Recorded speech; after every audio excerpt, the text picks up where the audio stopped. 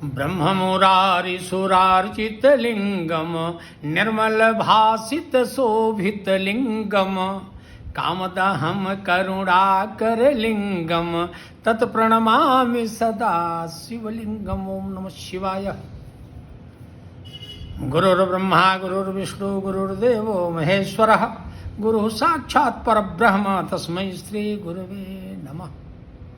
आज तथाकथित चांडाल एक नेता जिसका नाम स्वामी प्रसाद मौर्य है, वह स्वामी जी के ऊपर, श्रीयुत रामभद्राचार्य जी के ऊपर कुछ टिप्पणी कर रहा था। वो शिक्षा दे रहा था कि रामभद्राचार्य जी को भी पढ़ने की आवश्यकता है, और कह रहा था कि गधे को कौन पढ़ाएगा, सूअर को कौन पढ़ाएगा, गाय को कौन पढ़ाएगा, बैल को कौन पढ़ाएगा, खरगोश को कौन पढ़ाएगा। मैं उस तथाकथित चांडाल स्वामी प्रसाद मौर्य से कहना चाहता हूं कि महामूर्ख, वो तुमसे ज़्यादा शिक्षित हैं। एक गऊ जब अपने बछड़े को दूध पिलाना होता है तो हुंकार मारती है। एक गधा जिसको तुम कहते हो, गधा तुमसे ज़्यादा बुद्धिमान है। वह अपने धोबी का, अपने स्वामी का स्वामी भक्त है।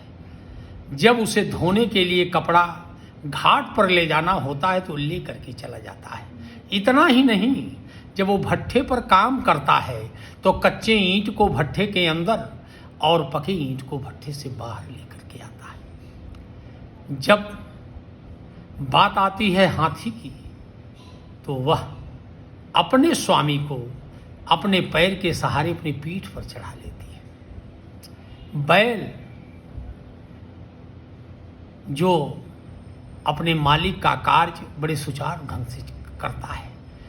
जिसको सूअर तुम समझते हो, वह भी अपने बच्चों के पालन पोषण करने के लिए जब उसके स्तन में दूध हो जाता है तो वो पिलाने के लिए अपने उस स्थान पर आती है जहां उसका स्थान सुनिश्चित रहता है। अरे मूर्ख, वो पशु भी तुमसे अच्छे हैं, उनमें ज्ञान है, वो अपने कार्य में पूर्णतः दक्ष हैं, लेकिन जो मानव धर्म का कार्य है उससे तुम च्युत हो, और तुम्हें ऐसे विद्वान पंडित का कभी अपमान नहीं करना चाहिए।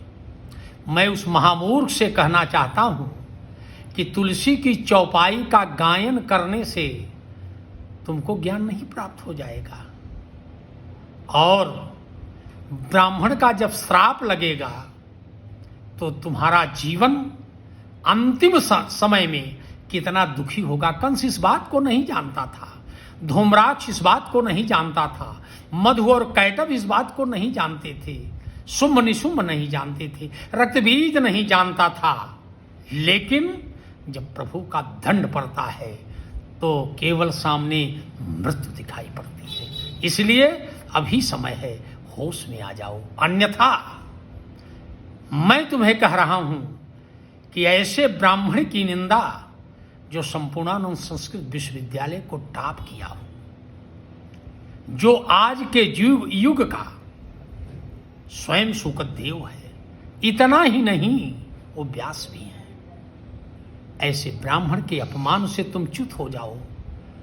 तुम्हारी मूर्खता तुम्हारे पूरे परिवार को ले डूबेगी, और एक दिन आएगा कि जब तुम ब्राह्मण के शरण में चले जाओगे और रुदन करोगे, तब तुम्हारी सुनने वाला कोई नहीं होगा, क्योंकि वह स्थान बहुत दूर हो जाएगा।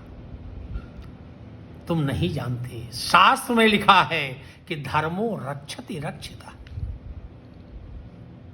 इसलिए स्वामी रामभद्राचार्य अगर अपनी धूल को कहीं जमीन पर गिरा दें और उस धूल पर तुम 50 साल अपनी नाक को रगड़ो, तो फिर भी तुम्हारे अंदर ज्ञान नहीं होगा। था तुम्हारे पिता का पुण्य, रहा होगा तुम्हारी माँ का पुण्य, रहा होगा तुम्हारे पितामह का पुण्य, रहा होगा वृद्ध पितामह का पुण्य। तुम एक नेता बन गए, मंत्री बन गए, लेकिन अहंकार तुम्हारा नहीं गया। अहंकार जब मनोवृत्तियों से टकराता है तो केवल नष्ट करता है, और तुम्हारे नष्ट होने का दिन सन्निकट है। याद करो, वह दिन दूर